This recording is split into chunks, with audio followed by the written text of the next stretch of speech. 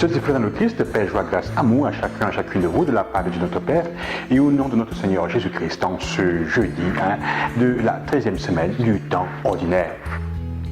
L'épisode que nous lisons aujourd'hui, le livre de la Genèse, nous présente ce fameux passage où Abraham, il est demandé de sacrifier son fils comme une offrande à Dieu.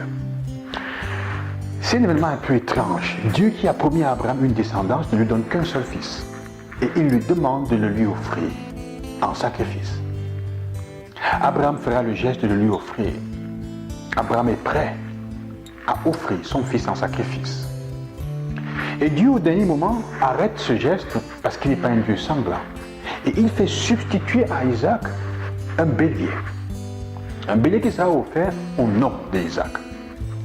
Peut-être c'est de cette pratique, c'est de cette scène que vient la pratique de la présentation au temple en offrant des animaux. Jésus sera présenté au temple, par exemple, en présentant un couple de tourtereaux, de colombes.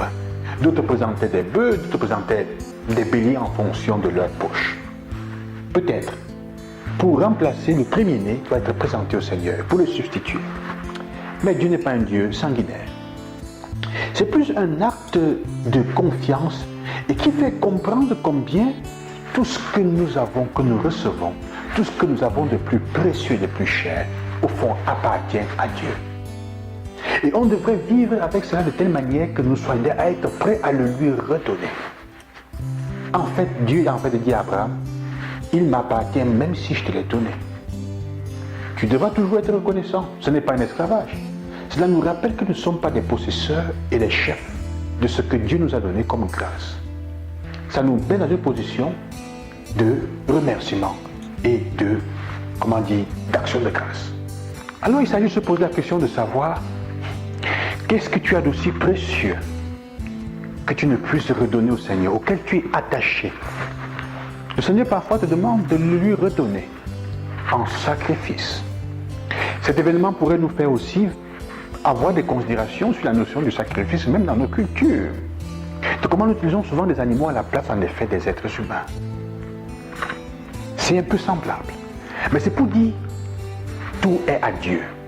Et il n'y a que lui qui est capable de sauver et de libérer notre vie afin qu'elle ne soit plus sacrifiée à n'importe quoi. Avec cet acte, Dieu abolit toute forme de sacrifice humain à quelque divinité, à quelque Dieu que ce soit. Il ne redemandera jamais.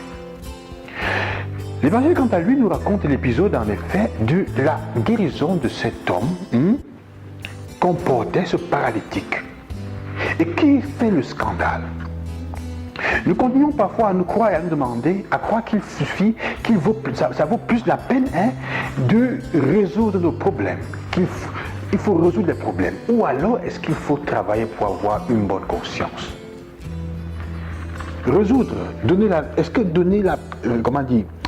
relever le paralytique est-il plus important que de donner la capacité de vivre avec un cœur libéré du sens de la culpabilité, donc pardonner. Voyez-vous, si nous continuons à croire que la vie vaut plus la peine seulement quand les problèmes sont résolus, alors nous passerons le reste de notre vie, chers frères et sœurs, à perdre notre âme. À perdre notre âme dans toutes les tentatives de prouver à nous-mêmes que nous sommes de bonnes personnes. Tous les problèmes ne peuvent pas être résolus. Mais ce qui compte, c'est se savoir pardonner en tout. Ça, c'est le message de l'évangile d'aujourd'hui. Tous les problèmes ne peuvent pas être résolus. C'est pour ça que Jésus, quand on nous présente le paralytique, il le guérit son cœur. Il le libère de ses péchés. C'est ce que nous comprenons.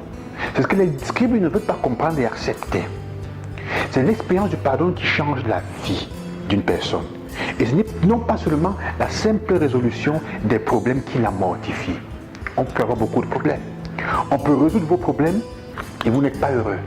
Parce que voyez-vous, frères et sœurs, parfois ce qui nous tue, c'est pourquoi nous souffrons le plus, c'est le fait qu'à l'intérieur, nous ne sommes pas pardonnés.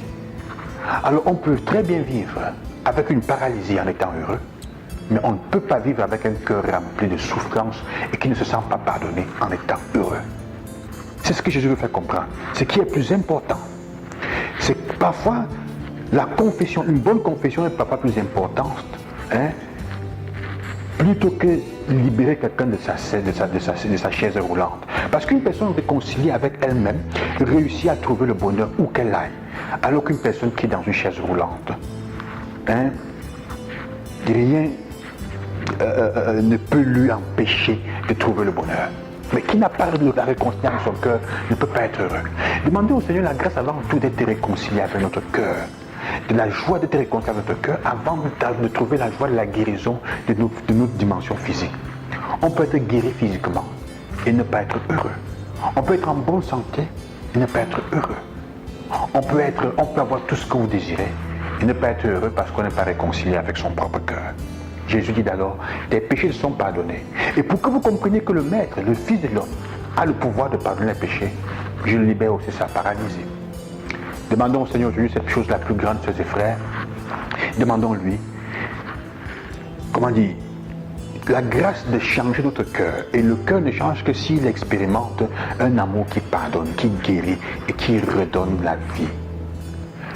Beaucoup de miracles sont invisibles aux yeux, mais ils sont plus décisifs de tout ce que nous pouvons imaginer.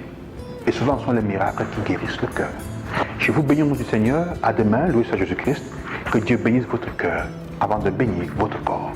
Qu'il le guérisse avant de guérir votre corps. À demain, loué soit Jésus-Christ.